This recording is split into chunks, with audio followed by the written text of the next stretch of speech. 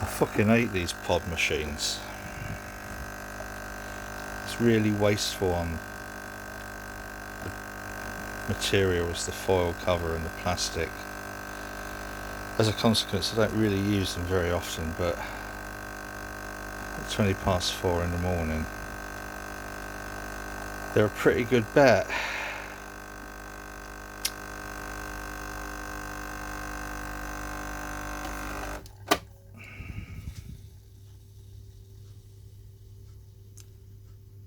So what am I doing? Making coffee at 20 past 4 in the morning. Well, I couldn't sleep. I've come down into workshop to so I've always thought, if you wake up and you're tossing and turning in bed, I mean the tossing's not quite so bad, but the constant turning, then you're best just getting up. And so that's what I've done. And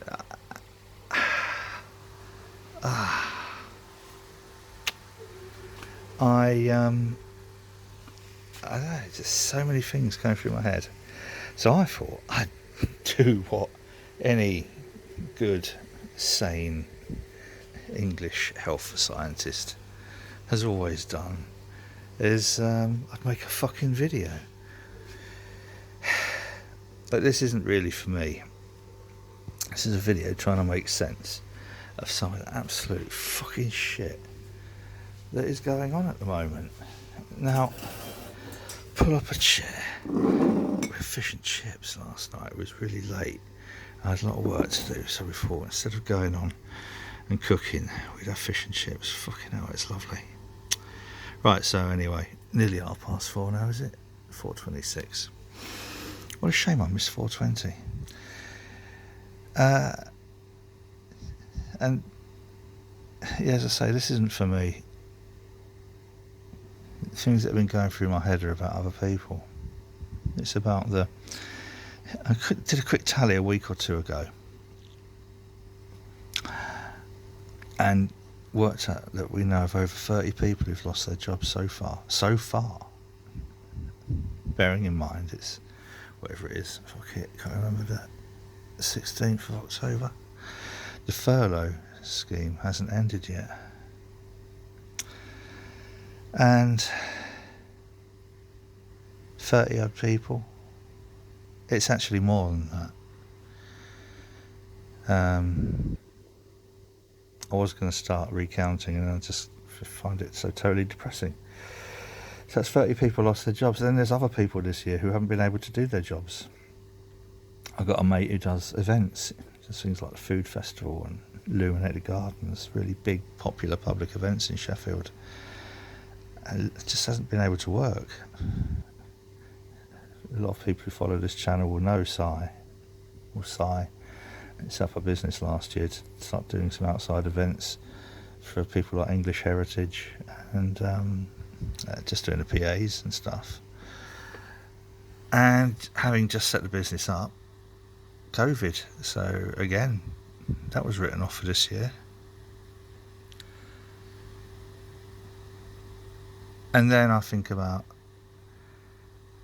the number of people I know who are in the what we call the hospitality industry, so cafes, restaurants, bars, pubs, and thinking about the current COVID safety restriction things and this ridiculous tiered system, which is nothing like what was originally suggested. And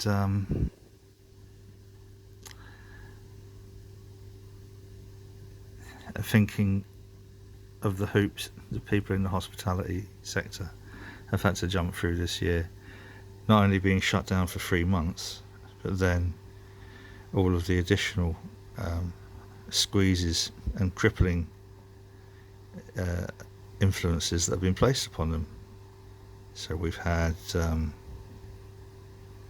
rule of 6. We've had 10 p.m. curfew. Now we've got no meeting with anybody from different households inside. And at that time of year where sitting outside isn't really going to be a very nice social event. Now,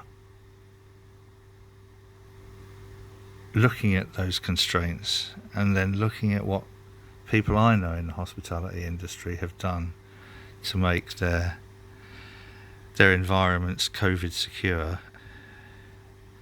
the amount of time and the amount of money that they've invested at a time when investment capital's not really sort of like that thick on the ground, to then be faced with being told they can trade but under such restrictive circumstances that they can't really make any money.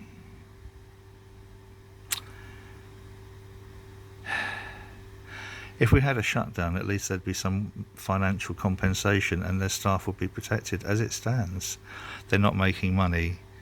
And I was speaking to someone, e-speaking via Messenger yesterday, who's frightened that he's going to have to lay his staff off.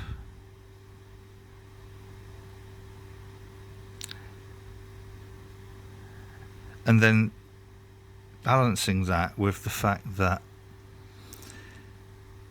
the hospitality industry is probably one of the safest places you can be at the present time because of the measures that they've put in place. We have a government that says they follow the science. They do far from it. The science says that about 5%, between 3 and 5% of new COVID cases are as a direct result of the hospitality industry. Even if we take that at its highest estimate, 5%, that's 5 people in 100 may have contracted coronavirus because of the hospitality industry. That means that 95 people in 100 didn't. We had the Eat Out to help out. Didn't increase the numbers. We've had gyms reopening, restaurants reopening. Hasn't really increased the numbers. We know where the numbers have been increased. By having these wonderful incubator units for COVID-19, or as we call them, halls of residence. And I'm not blaming students. I mean, crikey, far from it. I want to encourage students. And a part of the rite of passage of being a student, often the first time away from home, your first year, is you want to party, you want to get drunk and fuck. That's what students should do. They should push the boundaries. Join some societies, write some banners, protest. Not this year. So it's all a bit of a depressing nightmare, which is why I think I couldn't sleep. But I'm in a remarkably privileged position. COVID isn't really affecting me. I mean, I don't go out very much anyway in real terms, but and I'm pretty much on the scrap heap at the end of my life. It's the people at the beginning of their life and the people who are struggling and fighting to try and maintain a quality of life for others, for their employees. And the hospitality industry is also the front line in being able to tackle isolation and loneliness. So I don't know, it's all a little bit depressing, so I thought I'd get up and have a coffee and make a silly video. But the message I think I want to take from this, or I want to give over and pass on in this silly little halfway through the night vlog, for all of the people I know who are in that position of fighting against what seems to be just a losing game, and fucking stick with it, guys, please. And for everybody else, if you can, in whatever way, please try and put your custom into your local businesses. Fuck Wetherspoons, right? Fuck McDonald's. Fuck Subway. Go and buy a sandwich from a local sandwich shop. Buy a pint from a local bar. Do whatever you can to keep these small, independent local businesses going, because if you don't, all you're going to be left with is Wetherspoons and McDonald's. So anyway, 4:30 in the morning. Look at that, on a Friday. So I go drink some coffee, go back to bed. Coffee doesn't actually keep me awake anymore. It used to. I think it now has the effect of kind of like calming me a little bit. I hope you haven't found this too depressing, but just please, in whatever way you can, support those businesses that are still open.